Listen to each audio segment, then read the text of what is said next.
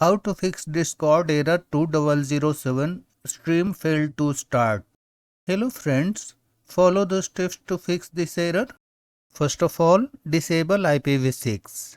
For this, click on search, type ncpa.cpl, click on the result, right click on the running adapter. The running adapter will show green signal mark, so right click on it and select properties. On the properties window, find TCP IPv6. This one, Internet Protocol version 6, TCP IPv6, and uncheck this box. Click on OK.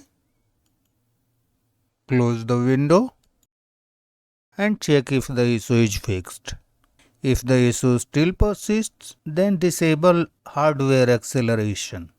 For this, open the Discord app, go to User Settings, scroll down in this pane and click on Advanced. Here is hardware acceleration. Turn off this toggle. For turning off, the computer will restart. So click on Change and Restart. After restarting, check if the issue is fixed. This setting is only found on Discord app. It will be not found on any browser. If the error still occurs, check the network whether it is poor.